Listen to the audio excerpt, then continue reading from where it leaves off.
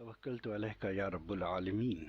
حضرت علی امیر المومنین، ان کا ایک قول ہے، فرماتے ہیں کہ مرد 3 قسم کے ہوتے ہیں، مرد، نامرد، زنخواہ۔ زنخواہ وہ جس کی نہ اپنی کوئی رائے ہو اور نہ ہی وہ کسی سے مشورہ کرتا ہو، وہ ہے زنخواہ، زنانہ۔ نامرد وہ جو ان دو میں سے ایک بات کرتا ہو، لسن ویری کیئرفلی، یا تو صرف مشورے کرتا ہو، یعنی لائی لاگو، کانوں کا کچا، جس نے جو کہہ دیا وہ اسی پہ چل پڑا، اور یا پھر وہ کسی سے مشورہ نہ کرتا ہو، صرف اپنی چلاتا ہو، یعنی ڈکٹیٹرز۔ ان کو بھی نامرد قرار دیا گیا ہے کہ کسی کی نہیں مانتے، کسی کی نہیں سنتے، بس اپنی چلاتے ہیں۔ وہ سمجھتے ہیں یہ مردانگی، نہیں، یہ نامرد ہیں۔ آپ نے فرمایا مرد وہ ہے جو خود بھی صاحب الرائے ہو اور مشورہ بھی کرتا ہو، وہ مرد ہے۔ اور یہاں داڑھی اور ساڑھی کا کوئی فرق نہیں ہے۔ تھوڑا سا جناب امیر کے قول کے مطابق تھوڑی سی اپنی ذات کی وضاحت بھی کرتا چلوں۔ ایک عام تاثر یہ نکل رہا ہے کہ جیسے میں جمہوریت کے خلاف ہوں، ایسا نہیں ہے، لیکن میرا ماننا یہ ہے کہ جمہوریت، ہم یوں کہیں، علم طاقت ہے اور بٹا ہوا علم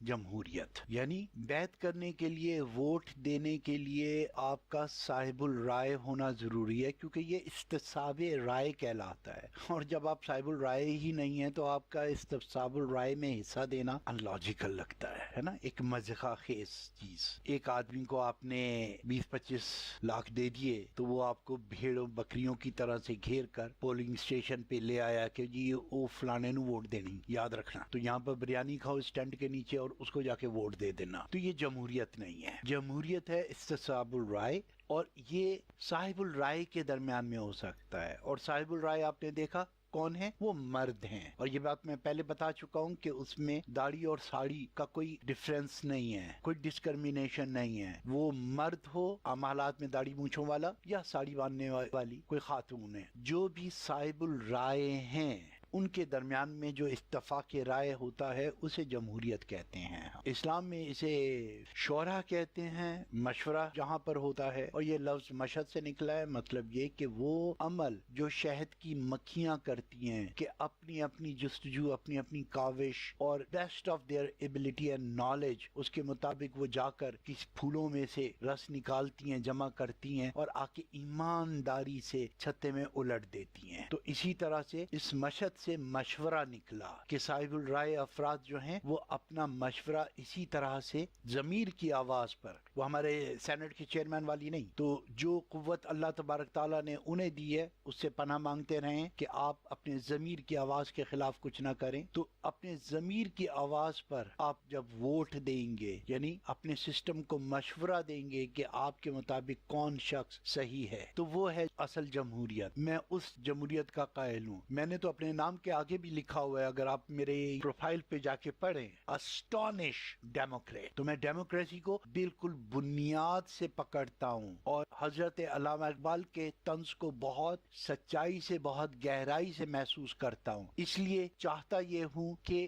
بندے وہ ہوں جو جن کا کچھ وزن بھی ہو، اس لیے استصواب الرائے سے پہلے ہمیں اپنے ملک میں صاحب الرائے لوگوں کو جمع کرنا ہے، اور یہی میں ایک اپنی سی کوشش کر رہا ہوں کہ انشاءاللہ آپ لوگوں میں وہ شعور پیدا ہو کہ آپ اس ووٹ کی حرمت کو سمجھ سکیں کہ یہ آخرت کا بوجھ ہے۔ ووٹ دینے پر بھی آپ کی پوچھ گچھ ہوگی کہ کس کو دیا تھا، کیونکہ آپ اس کے اعمال میں حصے دار ہوں گے، اور ووٹ نہ دینے پر بھی آپ سے باس پرس ہوگی کہ آپ خاموش رہ کر تماشائی کیوں بنے رہے۔ تو اس لیے ووٹ اور یہ جمہوریت کا جو پروسیس ہے، یہ ایک انتہائی سنجیدہ امر ہے۔ اس کے لیے آپ کو ووٹر تیار کرنے ہوں گے، یعنی عاشق نہیں، چمچے نہیں، بے غیرت، بد فطرت اور حرام خور سپورٹرز نہیں، جو چند اشتہاروں کی تشہیر کے لیے اپنی اولاد کو حرام کھلا رہے ہیں۔ یہ حرام ہے۔ اور ایک بات یاد رکھیے، انسان کی موجودہ ماڈرن سائنٹیفک